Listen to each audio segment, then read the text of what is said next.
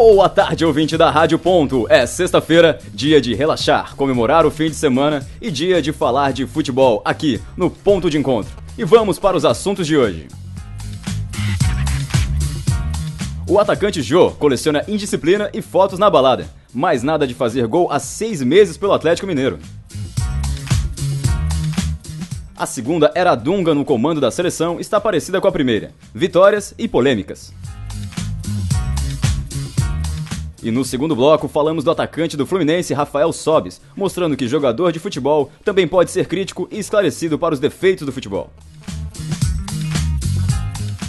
E para comentar, hoje estão aqui comigo na mesa, Nicolas Quadro, boa tarde. Salve, salve, Léo. Salve, salve, boa tarde, Leonardo Filomena. Boa tarde, Léo, boa tarde, Nicolas. É isso aí, você pode ouvir esse e outros programas no Facebook. Entra lá, facebook.com/jornalismo esportivo UFSC. Curta, compartilhe e participe com perguntas e sugestões.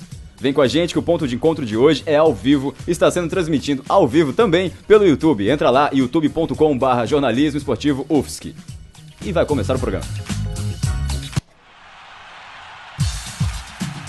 O Brasil tem muito a aprender com essa cultura de técnicos em toda a Europa. O torcedor não é maior que o clube em nenhuma instância. Porque há 6 dias da Copa é bem preocupante tu enfrentar uma... No Brasil falta meio campo e não é de... E a única chance de gol que ele teve no treino é de medalhões voltando pro time, normalmente uma resposta... Manter o técnico e dispensar os jogadores. Ponto de encontro, a mesa redonda mais democrática do rádio universitário.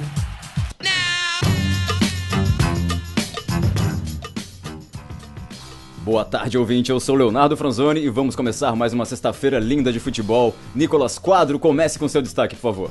O meu destaque vai pro atacante do Atlético Mineiro, como você já disse muito bem na escalada do nosso programa, é o Jô.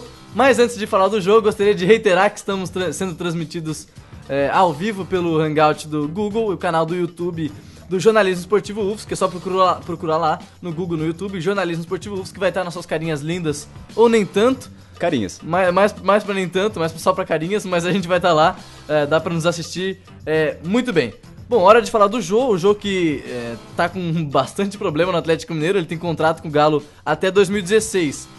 Só que ele tá com tanto problema que ele não apareceu no treino desde quinta-feira passada. O Eduardo Maluf, diretor do futebol, falou que o caso tá nas mãos do Alexandre Calil, o presidente do Atlético. Mas essa não é a primeira vez que ele faltou no treino esse ano. A outra vez aconteceu em agosto e na ocasião ele alegou questões pessoais, tal, avisou que havia comunicado com antecedência, mas deu uma controvérsia nessa informação. O Jô acabou sendo multado por 40% dos vencimentos, cerca de 120 mil reais. Depois de tanto problema, o que eu acho que tem acontecido, que foi até um comentário da diretoria do futebol do Atlético Mineiro, que o Jô tá sentindo bastante falta do Ronaldinho Gaúcho, que foi para o Querétaro, time mexicano, e o Jô e o Ronaldinho Gaúcho eles eram muito amigos, não só dentro de campo, mas fora de campo também, eles tinham uma relação muito boa.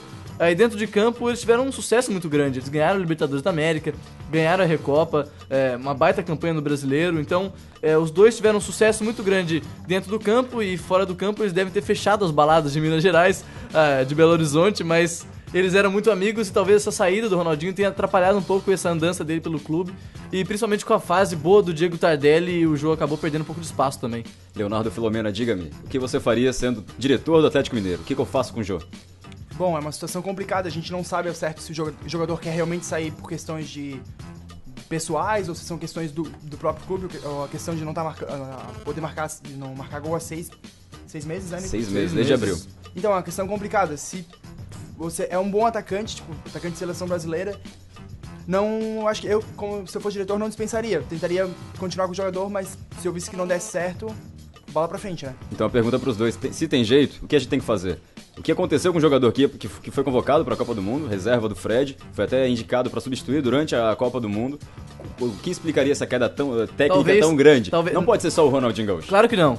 Mas você lembra que na Copa do Mundo a gente reclamava muito do Fred, que o Fred jogou muito mal. Fred Cone, Fred Naba, Fred qualquer coisa ruim. Mas a gente olhava pro banco e vinha o Jô, e aí o pessoal fala, não sentia segurança. Não dá pra tirar o Fred pra botar o Jô. E aí as críticas eram pra convocação, e pros dois atacantes da seleção brasileira. Então o Jô acabou recebendo muita crítica por tabela do Fred. E aí talvez isso tenha prejudicado um pouco a carreira dele.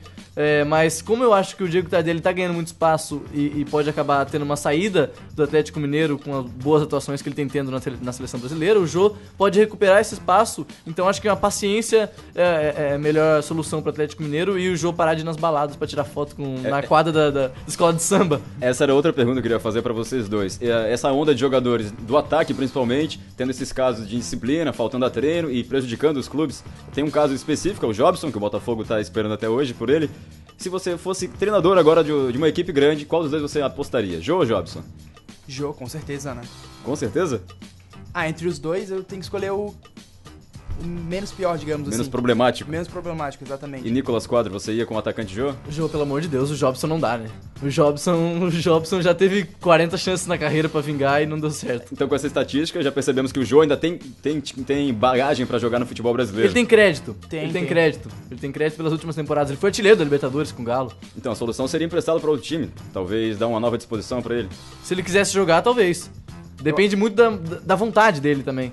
Eu acho que dá pra esperar essa temporada acabar, ver como é que ele vem na temporada que vem, porque o time do Atlético é um time mostrou que é um time forte, um time bom, e dá mais uma chance. Se passar 2, 3 meses e o jogador não me engate, sei lá, empresta, vende. Olha esses comentaristas passando a mão em cima da cabeça do Jô, rapaz. Aí. Eu acho que o Jô tem crédito, ele não é um bom atacante, a gente sabe que ele não é aquele cara habilidoso que vai driblar 2, 3 e fazer um golaço.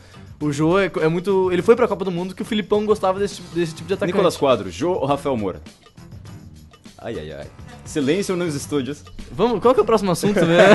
Leonardo Filomena, qual é o seu destaque de hoje, por favor? Então, vou falar do técnico Dunga na sua segunda passagem aí pela seleção brasileira. Já foram 4 jogos. Lembrando que o Dunga assumiu logo após aquele desastre na Copa do Mundo aqui no Brasil. E ele venceu a Colômbia por 1-0, venceu o Equador por 1-0, venceu a Argentina no Clássico das Américas por 2-0 e goleou o Japão por 4-0. Foram 4 jogos sem sofrer nenhum gol. No começo pareceu ser um Dunga novo, mas recentemente no último jogo contra o Japão, na coletiva houve meio um estresse lá com o jornalista, coisa que era bem característica dele na primeira passagem. E ficou meio quente o clima entre ele e a imprensa, que já era quente. Quando ele chegou, ele prometeu que ia ser o cara da paz e amor, não vou brigar com a imprensa, não vou discutir e tal, vou ficar na minha, mas já teve esse primeiro atrito. Pra quem não sabe, na coletiva de imprensa logo após o jogo contra o Japão, o repórter perguntou pra ele sobre a questão de gesto que ele fez no jogo contra a Argentina, que ele fez um gesto que os argentinos estariam usando algum tipo de droga. E questionado sobre isso, ele ficou irritado e deu uma resposta meio hostil para o repórter. E já começaram a questionar, será que o velho Dunga vai voltar? Não adianta o Dunga prometer muita coisa, que a personalidade dele define muito bem quem ele é. Foi muito bem definido por você, Léo. Vitórias e polêmicas. Ele fez uma baita campanha com a seleção brasileira prévia à Copa 2010, foi o primeiro das eliminatórias, ganhou a Copa das Confederações, Copa América, ele ganhou tudo que dava pra ganhar e foi na Copa do Mundo, foi eliminado pela Holanda nas quartas. Por 2 gols acabou tendo um trabalho todo jogado. Exatamente. Eu achei o trabalho do Dunga muito bom. Boa questão. Vamos trabalhar agora essa questão do trabalho do Dunga. Eu achei o trabalho do Dunga muito bom. 4 jogos, 4 vitórias, nenhum gol sofrido. Ele arrumou a defesa de uma equipe que tomou 10 gols na Copa do Mundo e de 2 equipes. Vocês acham que o Dunga tá começando com o pé direito? É esse o estilo de jogar do Brasil, jogando no contra-ataque e transição rápida?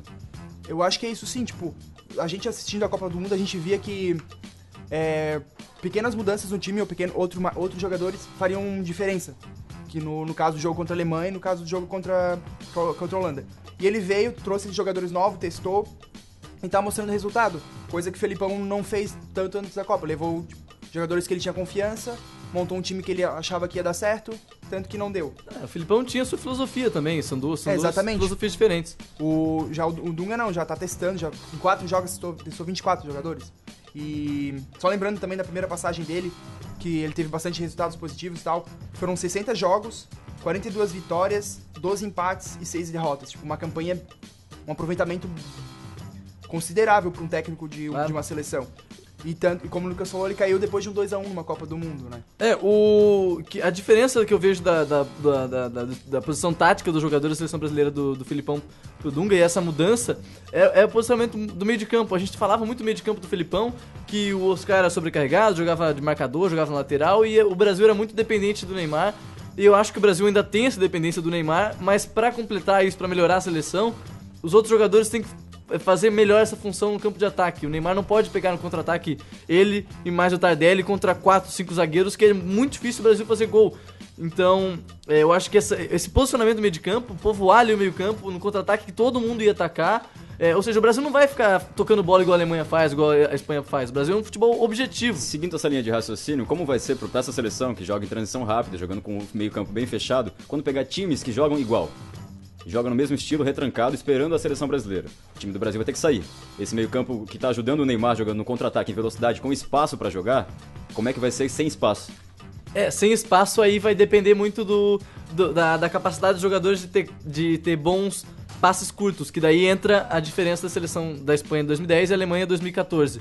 Que daí os caras tocam a bola num espaço muito curto e a marcação pressiona, o cara já se livra da bola. O Brasil não, o Brasil joga o campo muito aberto, contra-ataque, abre o Neymar lá, abre o Oscar do outro lado e vamos embora, vamos pro ataque, raça, força Brasil. E não é uma característica do Dunga treinar times assim com toque de bola, né? Não, o Dunga... Você viu o jogo, lembra do jogo contra o México na Copa do Mundo? Sim. Um jogo muito complicado, 0x0, o México veio fechado e o Brasil não vai enfrentar adversários iguais. Se deu bem contra a Argentina, mas pode não se dar bem contra outra equipe, por exemplo. O negócio é torcer pro Neymar sempre fazer 4 gols, que tá tudo certo. Se ele passa até o Pelé. Vamos acabar o primeiro tempo então com esse Neymar Pelé aí. Daqui a pouco a gente volta, tem muito mais, não saia daí.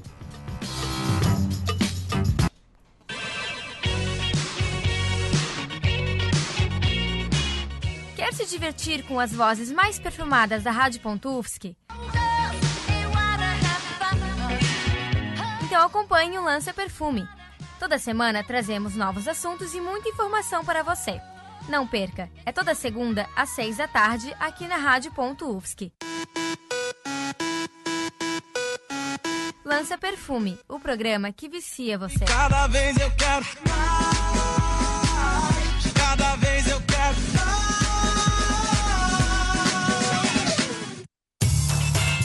Depois da rodada do final de semana, você ainda está no clima, não é mesmo? Quer mais detalhe e informação?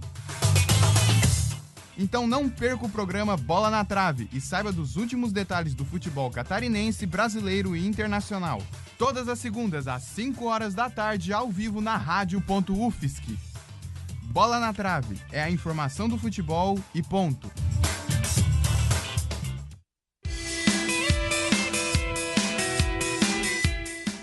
www.radio.ufsc.br. É rádio e ponto.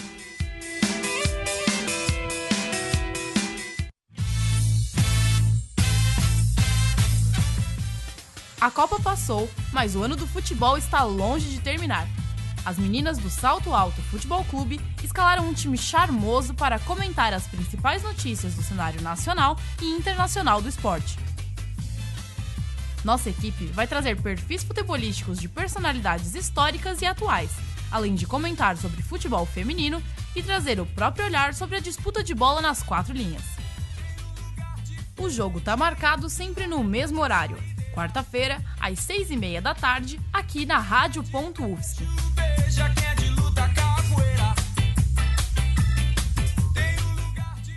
Salto Alto Futebol Clube. É charme nas 4 linhas e ponto.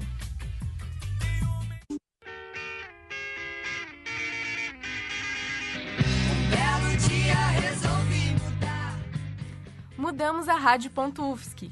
Agora, você também pode saber mais sobre teatro, música e dança. Chegou o Lança Cultura. Toda semana, um artista diferente entrevistado pelas vozes mais perfumadas da Rádio. Lança Cultura. Todas as quintas, às 7 da noite. Trouxemos para a rádio o que estava faltando. Agora, só falta você.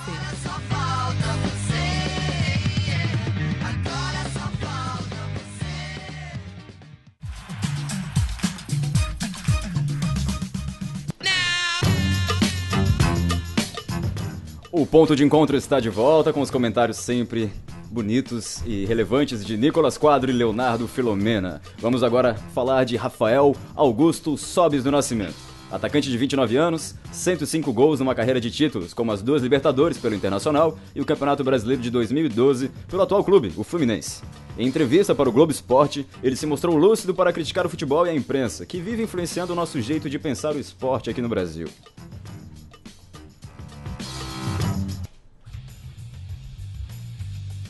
imprensa, né?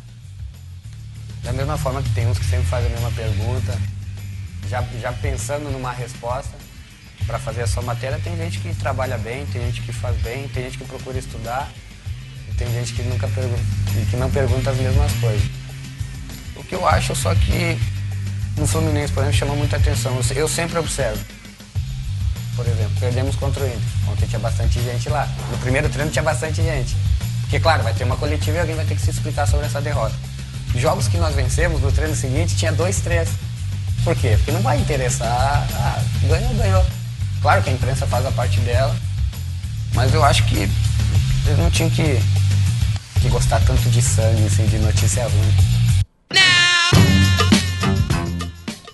Como ouvimos muito bem, não tem que gostar de sangue. Leonardo Filomeno, como futuro imprensa, como futuro jornalista, o que você pensa dessa influência que a gente tem? Os jogadores têm que trabalhar e a imprensa também tem que trabalhar. E a imprensa vive de notícias quentes. No caso, como ele falou, sangue. Mas é uma coisa que o jornalista tem que ponderar. Porque ou ele vai ser, tipo, digamos, um jornalista sensacionalista e só buscar as coisas ruins, só buscar o sangue. Ou ele vai ser um cara como o próprio Rafael Sobis disse, que vai fazer o seu trabalho, vai fazer sua matéria e tal. É uma questão bem complexa, né? Eu, falando como futuro jornalista, digo que é uma questão complexa. Tu vai fazer o que tu precisa fazer, o que teu editor mandar fazer, então é bem complexo. Reparei que é bem complexo de verdade. Nicolas, posso pedir música? Eu falei 3 vezes. É bem complexo. Nós entramos na questão teoria do jornalismo aqui no segundo bloco do ponto Vamos voltar pro futebol. Nicolas, futebol é movido a paixão, você sabe. Então, o torcedor prefere o quê? Ver polêmica, ver sangue ou ver o time bem, ver tranquilo, aquele treino tranquilo e tudo mais? A imprensa está influenciando? A imprensa influencia, a gente reclama muito do jogador. Lembra, a gente reclama muito daquele jogador que só dá aquela declaração: 3 pontos, próximo jogo, vamos treinar, o treinador mandou. Eu odeio esse tipo de reclamação. Eu acho que o brasileiro em geral, o torcedor, odeia esse tipo de reclamação, de declaração. Mas em contrapartida, eu odeio também aquela pergunta do repórter que é muito clássica, o que achou do segundo tempo? Sabe? O que vai fazer pra mudar no segundo tempo? Tem que o futebol brasileiro na parte esportiva, jornalismo esportivo, e na parte dos jogadores tem que ter mais educação, que foi outra parte que o Rafael Sobis abordou na entrevista ao Globoesporte.com. E todo mundo tem que ter um pouco mais de educação e ter a cabeça um pouquinho mais aprofundada pra fazer pergunta mais inteligente, pra ter resposta mais inteligente e pra gente conseguir, no mundo utópico, um futebol melhor. Nessa mesma entrevista, que a gente não pôde colocar lá toda aqui pra não ocupar todo o programa, ele reclamou de uma cena específica, que o pai dele veio reclamar com ele, que ele recebia um número X de salário. Ele falou que recebia menos que esse X. E o pai dele desmentiu eles. Não, a imprensa falou. Você tá mentindo pra mim. Ou seja, a responsabilidade do jornalista nesse caso é gigantesca, assim. Os clubes continuam seguindo essa questão. Tudo que a imprensa fala, de certa forma, atinge os clubes. Vocês acham que a gente está visando muito o que tem lá fora, negligenciando um pouquinho que a gente tem aqui? O que vocês estão vendo dessa relação imprensa-futebol hoje, depois de um 7-1 aqui no Brasil? Não, pode falar, Filão. Não, pode. Muito obrigado, Filão. Nessa questão de visar o que a gente tem lá fora pra fazer aqui, eu acho que isso a gente perde um pouco. O Sobis até falou também na entrevista sobre o futebol lá fora ser exacerbado e não ser tão bom assim, mas nessa questão de jornalismo, principalmente de organização, é muito melhor. Cada clube tem o seu canal de TV. Hoje em dia aqui no Brasil a gente ainda está evoluindo para isso. Cada clube tem o seu canal de TV, às vezes tem o seu podcast, canal de rádio, suas notícias, o site do clube é bem feito. E a zona mista, os jogadores saindo, ou seja, a organização dos campeonatos e do jornalismo feito lá é melhor. Mas talvez o futebol a gente esteja exagerando um pouquinho só por causa dos nomes dos jogadores lá. Leonardo, não seria uma questão talvez de cultural e de investimento diferente do Brasil? Não seria um modo diferente de fazer aqui do que lá? Não teria que repetir e fazer uma coisa diferente? Ou você acha que é nessa linha do Nicolas mesmo, que a gente tá um pouco atrasado? Eu acho que é uma questão cultural, porque, tipo, só dando um exemplo assim do gancho, muitos questionou quando o Brasil foi eliminado na Copa do Mundo e disseram que tinha que se espelhar no futebol moderno, no futebol europeu e tal.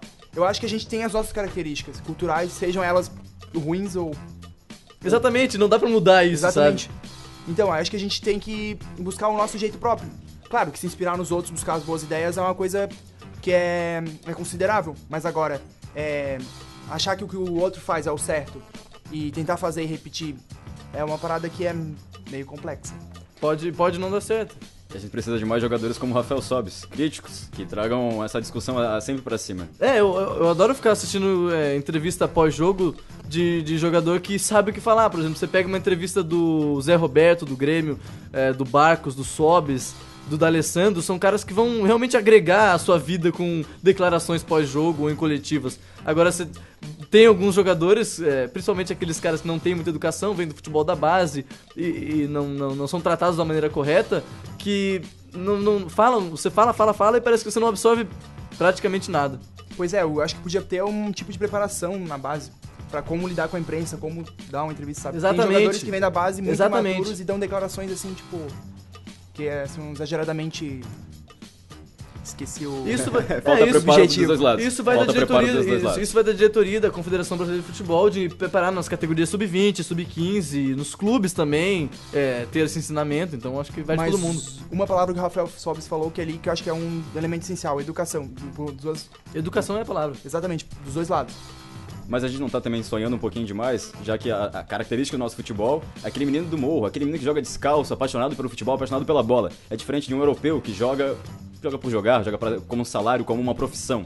O futebol aqui sempre foi uma coisa mais de paixão, da estrutura do brasileiro. Mas a gente tá mudando isso, talvez? Vou dar uma viajada, tá? Mas é que, a gente tem aquele brilho do jogador que vem da rua, que vem da comunidade pra jogar futebol e acaba... Generalizando sempre, se consagrando. No caso...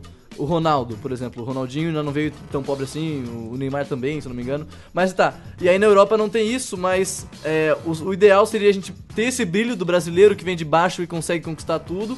E ao mesmo tempo ter essa consciência que você vê, por exemplo, na música, vários artistas que vêm de favelas, vêm de comunidades, vários cantores que têm esse pensamento. Você pode... a gente tava vendo hoje no documentário o Emicida falando muito bem, sabe? O Emicida é um cara que vem lá de baixo. É isso aí, rapaz. Coisa linda, gostei dos comentários dos dois, bem lúcidos. Eu acho que acabou, pessoal, não quero dizer nada, mas essa sexta-feira tá indo pro fim.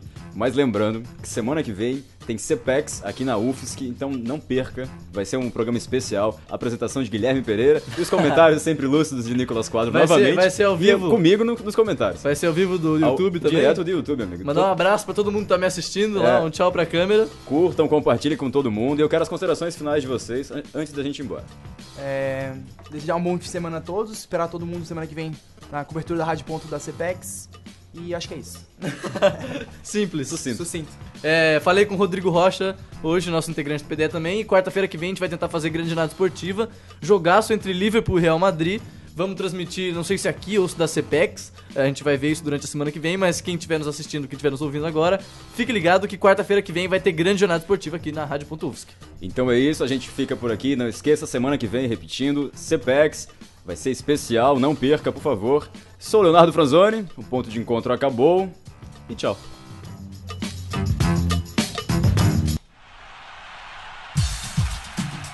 O Brasil tem muito a aprender com essa cultura de técnicos em toda a Europa. O torcedor não é maior que o clube em nenhuma instância. Porque há 6 dias da Copa é bem preocupante tu enfrentar uma... No Brasil falta meio campo, não é de... E a única chance de gol que ele teve no treino, ele medalhões voltando pro time, normalmente uma resposta... Manter o técnico e dispensar os jogadores. Ponto de encontro, a mesa redonda mais democrática do rádio universitário.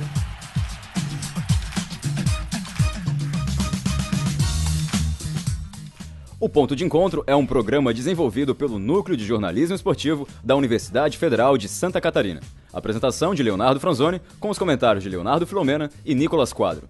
Técnica de Rodrigo Rocha.